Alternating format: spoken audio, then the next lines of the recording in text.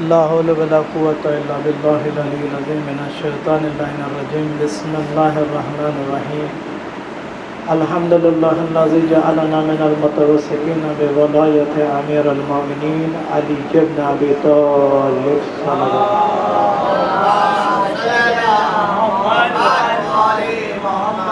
مومنین، آج شب جمعہ ہے اور چونکہ 30 تاریخ کل 30 محرم کا اعلان ہوا ہے اور چاند کا اعلان ہوا نہیں ہے، تو کل 30 محرم میں پرسوں پہلی سفر ہے۔ سفر کے بھی بہت سارے اعمال ہیں اور شب جمعہ کے بھی آپ جانتے ہیں اعمال ہوتے ہیں۔ سب سے بڑے اعمال شب جمعہ کے یہ ہیں کہ اپنے مرحومین کو آپ جتنا بہترین سے بہترین ہدیہ ہو پیش کریں، اس لیے کہ شب جمعہ اللہ آپ کے مرحومین اور ہم سب کے مرحومین کو ہمارے پاس بھیجتا ہے، ہمارے دروازے پہ آتے ہیں وہ، اور جو ہم انہیں دیتے ہیں وہ لے کے واپس جاتے ہیں اور ایک دوسرے کو دکھاتے ہیں کہ ہمارے یہاں سے یہ ملا۔ معصوم فرماتے ہیں کہ جو مرحومین کی روحیں تمہارے دروازے پہ آتی ہیں، اگر اللہ ان کی آوازوں کو تمہارے اوپر گویا کہ یعنی تم ان کی آوازوں کو سننے لگو، وہ کس انداز سے مانگتے ہیں، کس تڑپ سے وہ دروازے پہ آ کے مانگتے ہیں، اگر وہ تم سن لو ان کی آواز کو تو چند منٹوں میں تم پہ ضعیفی طاری ہو جائے، تمہارے بال سفید ہو جائیں، یعنی اس تڑپ سے وہ مانگتے ہیں۔ اس کا خاص خیال ہمیں رکھنا چاہیے کہ شب جمعہ جب آئے تو مغرب جیسے ہی ہو، کچھ بھی اگر ہم کچھ صدقہ نہیں دے سکتے تو کم سے کم سورہ فاتحہ سے اپنے مومنین کو، جو مومنین مرحومین ہمارے دروازے پہ آئے ہیں، ان کی مدد فرمائیں۔ ہم ان کو کچھ نہیں تو 2 رکعت نماز پڑھ کے ہدیہ کر سکتے ہیں اگر ہمارے پاس کچھ نہیں ہے تو، اور اگر ہے تو غریبوں کو کھانا تقسیم کریں۔ سب سے بہترین طریقہ ہے کہ مجلس حسین برپا کریں اپنے مرحومین کے نام سے۔ کسی کو 1 گلاس پانی بھی دے تو نیت کریں اس کا ثواب مرحومین کو پہنچے، کیونکہ پانی کا پلانا بھی بہت بڑا ثواب رکھتا ہے، جس کے لیے بہت بڑے مجتہد نے کہا تھا کہ اگر کسی کو آپ 1 جرعہ آب، کسی پیاسے کو آپ، عام انسان میں کسی پیاسے کو 1 جرعہ آب اگر آپ دیں گے تو اللہ اس کا اجر یہ دے گا کہ روز قیامت اس 1 جرعہ آب کے بدلے آپ 100 مومنین کو بخشوا سکتے ہیں، 100 لوگوں کو بخشوا سکتے ہیں، گناہ گار لوگوں، 1 جرعہ آب کے بدلے میں۔ سوچے کتنا ثواب رکھتا ہے۔ تو اگر آپ کے پاس کچھ نہیں ہے تو آپ 1 جرعہ آب دے کر کے اپنے مرحومین کو اس کا ایصال ثواب کریں۔ مومنین کو کچھ دینا، جو مرحوم ہو چکے ہیں ان کو رسول خدا نے فرمایا ہے کہ اگر تمہاری دعائیں قبول نہیں ہو رہی ہیں تو اپنے بزرگوں کی قبروں پہ جاؤ، وہاں سورہ فاتحہ پڑھو اور ان سے مانگو، ان سے کہو کہ آپ اللہ کے قریب ہیں، آپ ہمارے لیے دعا کریں، دعا قبول ہوتی ہے۔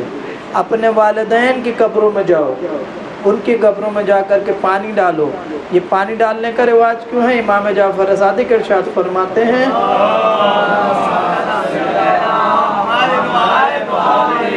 کہ جب آپ اپنے مرحومین کی قبروں میں پانی ڈالتے ہیں، جب تک وہ گیلا ہوتا ہے وہ قبر عذاب سے محفوظ رہتا ہے، چھٹے امام نے فرمایا ہے۔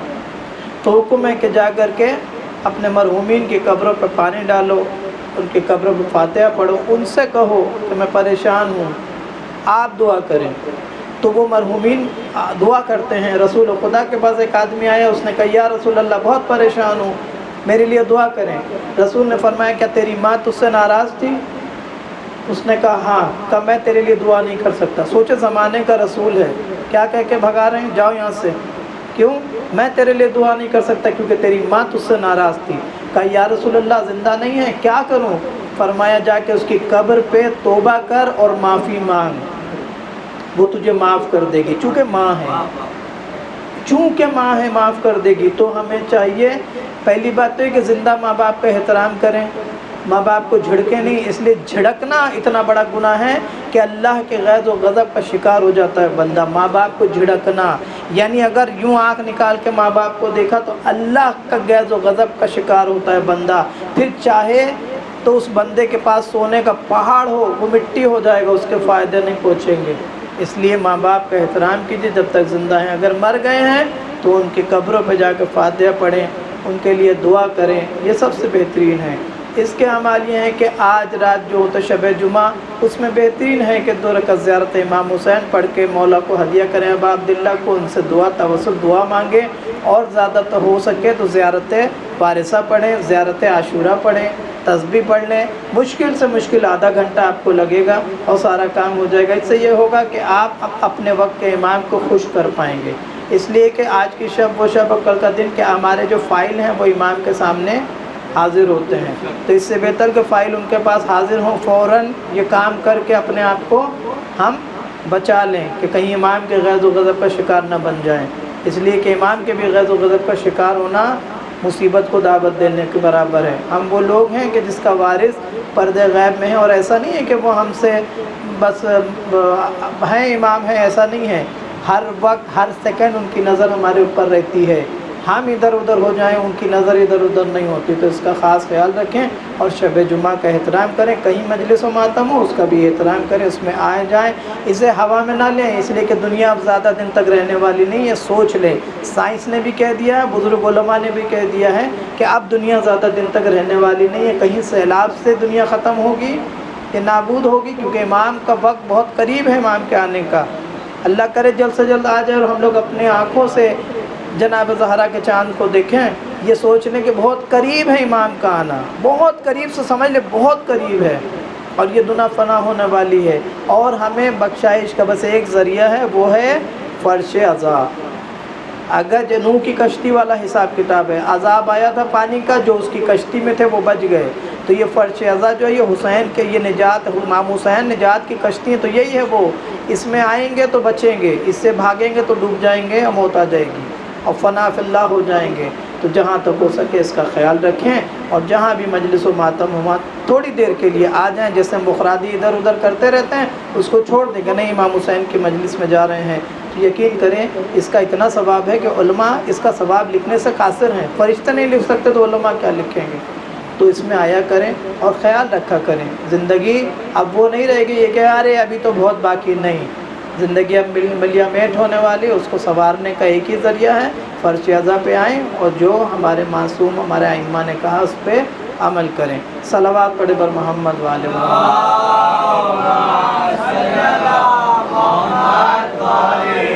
چونکہ سفر کا مہینہ جناب سکینہ سلام اللہ علیہ سے منسوب ہے، آپ کی شہادت ہے اسی سفر کے مہینہ۔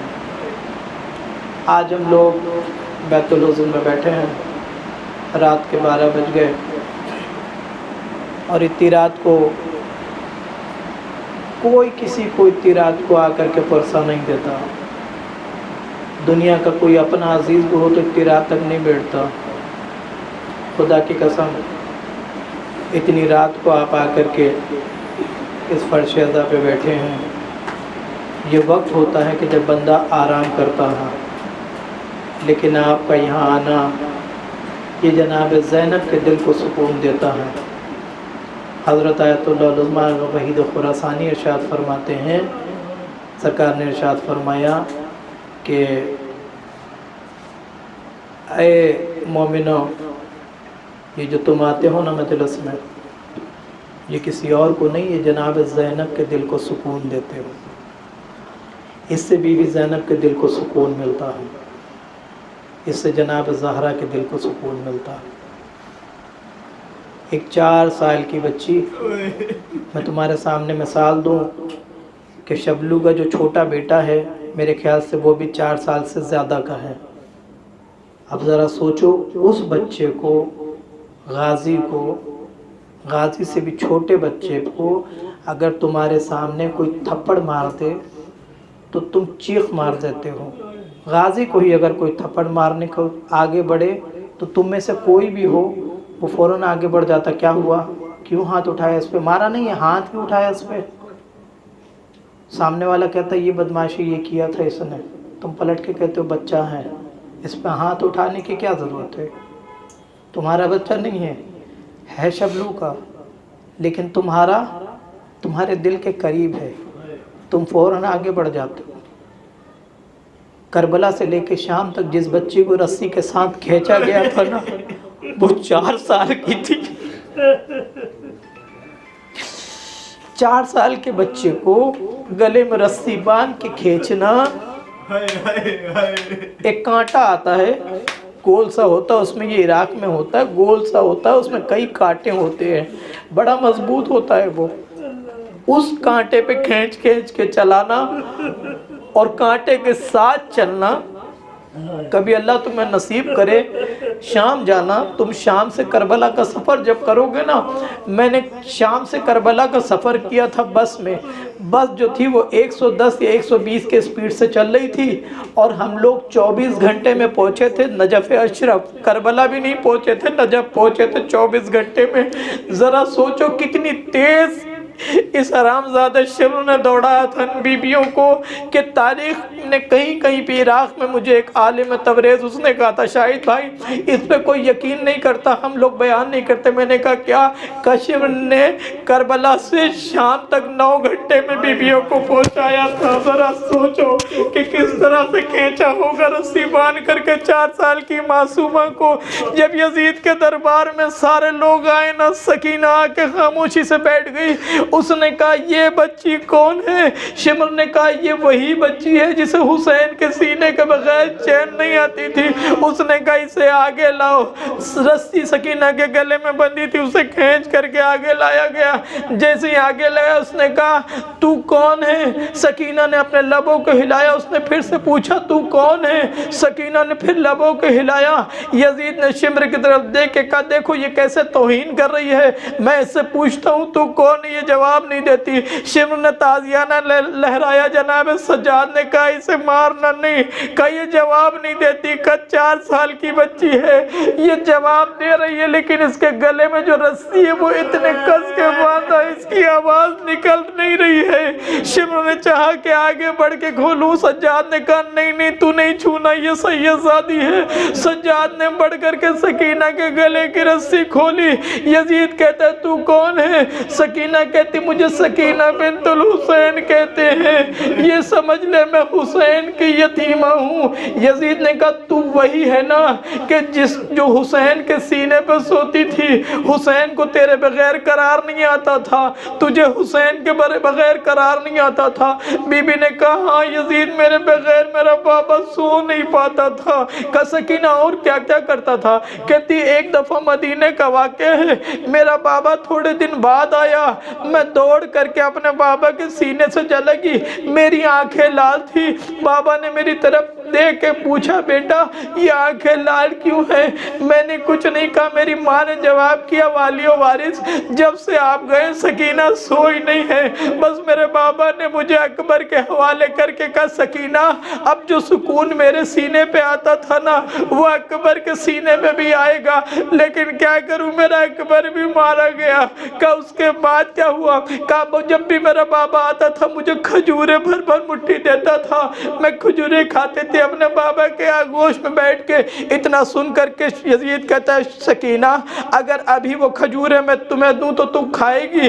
اتنا کہہ کے اس نے ایک تشت کو آگے بڑھایا، کہا سکینہ اس سے کپڑا ہٹا اس میں کھجورے ہیں۔ سکینہ نے پلٹ کے سجاد کی طرف دیکھا، آنکھوں سے سجاد کے خون جاری ہوا۔ سجاد نے کہا سکینہ کپڑا تو ہٹا۔ بچی نے بڑھ کے جو کپڑا ہٹایا حسین کا کٹا سر تھا۔